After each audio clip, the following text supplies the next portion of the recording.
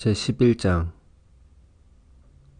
믿음은 우리가 바라는 것들에 대해서 확신하는 것입니다. 또한 보이지는 않지만 그것이 사실임을 아는 것입니다. 옛날 사람들도 믿음으로 인정받았습니다. 믿음을 통해 우리는 이 세상 모든 것이 하나님의 말씀으로 창조되었다는 것을 이해합니다. 이것은 우리가 보고 있는 것들이 보이지 않는 어떤 것으로 만들어졌다는 것을 말합니다. 아벨은 믿음으로 가인보다 하나님께 더 나은 제사를 드렸습니다. 하나님께서는 아벨이 드린 제사를 기뻐 받으시고 그를 의인이라 부르셨습니다. 아벨은 죽었지만 여전히 그의 믿음을 통해 우리에게 말하고 있습니다. 믿음으로 에녹은 죽지 않고 하늘로 옮겨져서 아무도 그를 볼 수 없게 되었습니다. 하나님께서 그를 하늘로 데리고 올라가신 것입니다. 성경은 그가 이 땅에 사는 동안 진실로 하나님을 기쁘시게 하는 자였다고 증언합니다. 믿음이 없이는 어느 누구도 하나님을 기쁘시게 할 수 없습니다. 하나님께 나아오는 자는 그가 계시다는 것과 그를 찾는 자들에게 상 주시는 분이라는 것을 진정으로 믿어야 합니다. 믿음으로 노아는 아직 보지 못하는 일에 대한 하나님의 경고를 들었습니다.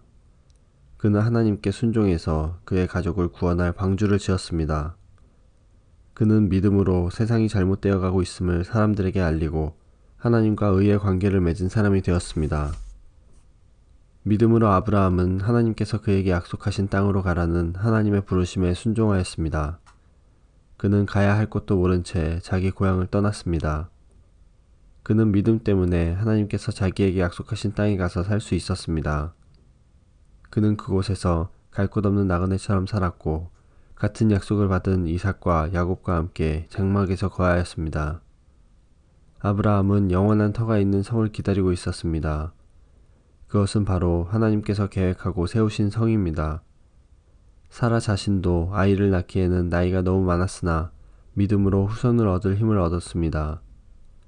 그것은 그녀가 약속해 주신 하나님을 신실한 분으로 믿었기 때문입니다.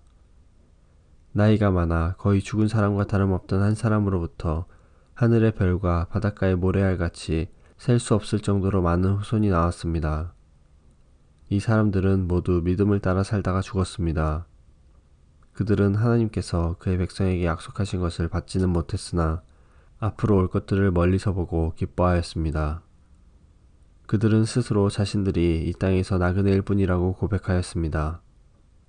이것은 그들이 진짜 고향을 찾고 있다는 것을 나타냅니다.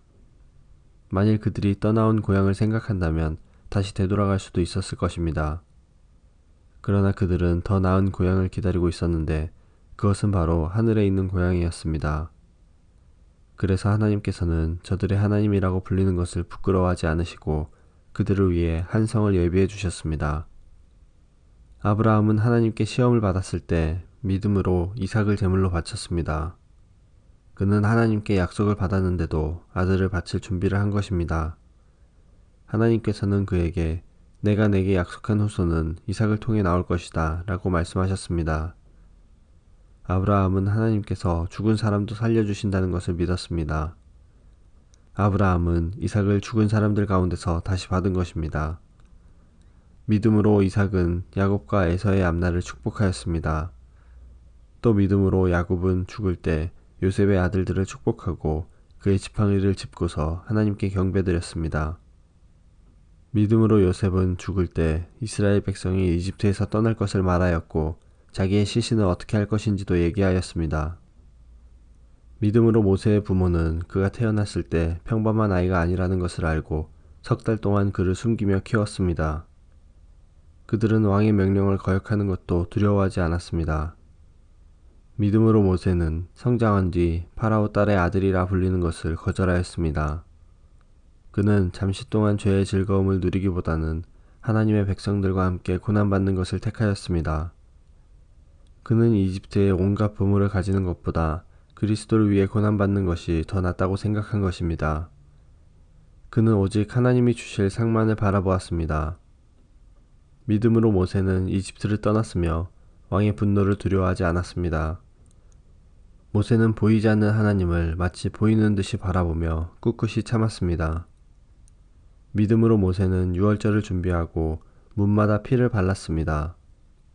이 피는 죽음의 천사가 이스라엘 백성의 맏아들을 죽이지 않도록 하기 위해 바른 것입니다. 믿음으로 그들은 마른 땅을 건너는 것처럼 홍해를 지나갔습니다. 그러나 이집트인들은 그들을 따라가다가 물에 빠져 죽고 말았습니다. 믿음으로 이스라엘 백성들이 여리고 성 주위를 7일 동안 돌자 성은 무너졌습니다.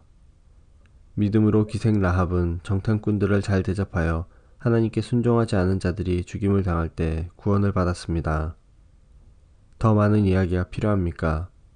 기드온, 바락, 삼손, 입다, 다윗, 사무엘, 그리고 다른 예언자들을 다 말하려면 시간이 모자랄 것입니다.